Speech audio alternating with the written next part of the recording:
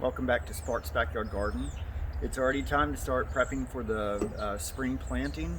This is December 18th, 2020. So as you can see here, I have my wheelbarrow. It's about halfway full of peat moss, and whenever you pour the peat moss out of the bag, it tends to have a lot of clumps in it, and it breaks up very, very easy. So I'm going to go through and break up all the clumps so that I can start preparing for my seedling mix. Here's one of the little clumps, and you can see how easily it breaks up. But you don't want to have a lot of clumps in your mix whenever you're starting seeds.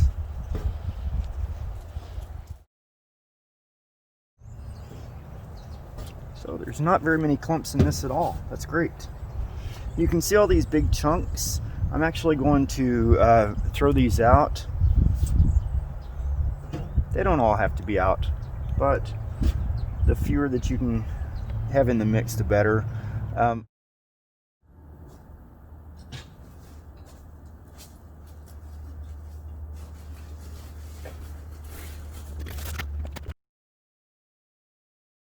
Whenever you purchase pretty much any kind of mix at the store, whether it's potting mix, but the peat moss that I'm going to be using, I'm going to assume that it's got some fungus gnat eggs in the mix. And so what that does is that's going to really potentially damage the seedlings once the germination happens with the seeds.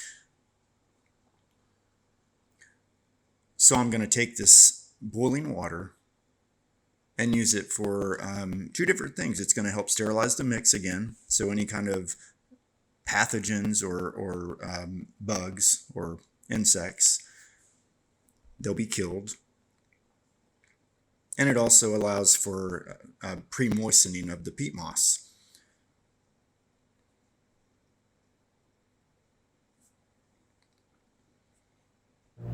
I'm just going to use a trowel to kind of mix it in. So this accomplishes a couple different things. It can help, or well, it will kill the fungus gnat eggs that are most likely in this peat moss. It'll also moisten the soil. This is what I'm going to be using for my seed starts, and you always want to use moistened soil.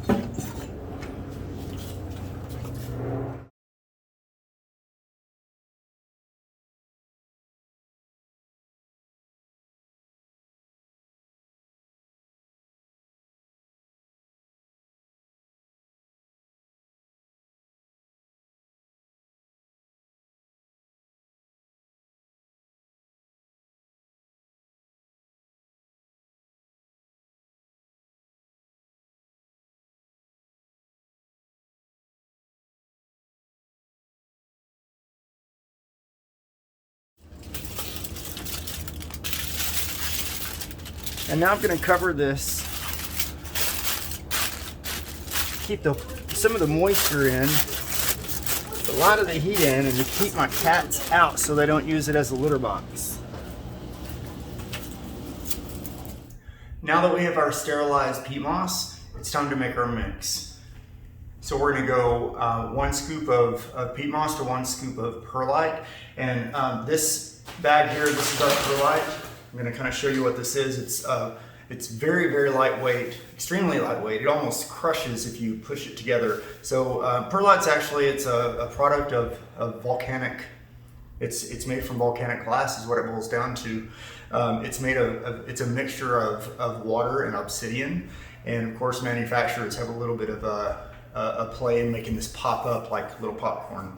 So if you can look at this really close, you won't be able to see it on the film, but it's very porous, so it's got a lot of little indentations all the way around, which makes the surface area increase, and therefore it causes really good drainage. It allows for really good drainage, and it also allows for a little bit of moisture retention, just a little bit. And moisture retention, that's really where the peat moss comes into play. Just straight peat moss will hold on to moisture for a really long time. But the problem with peat moss is if you let it dry completely out, it's considered hydrophobic. So it's really a little bit on the difficult side to get it full of moisture again once it completely dries out. So we're gonna do 1 scoop of our peat moss and a scoop of perlite.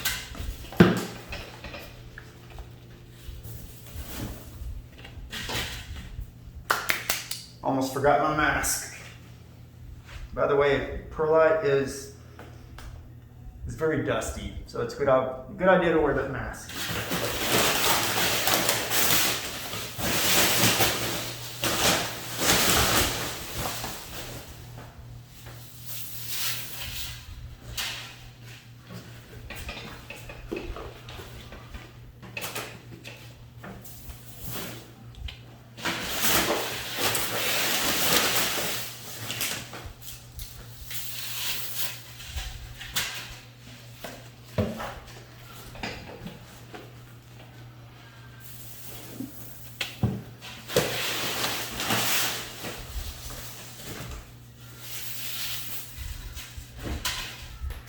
And my tub is just about full, so I'm gonna do a little mixing.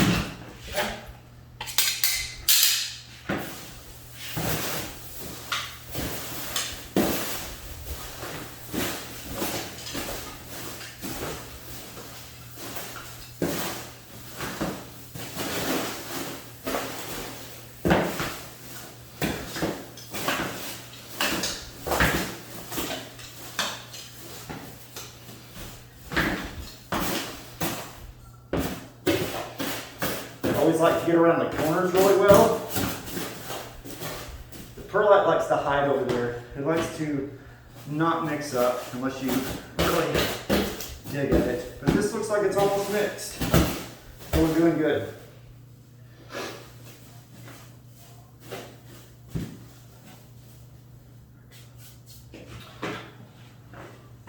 So this is a perfect seed starting mix.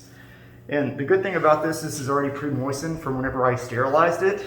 So I will just have to add just a little bit of moisture to it, not much at all, to have it ready to go for the seeds. Seed starting is going to come in the next video.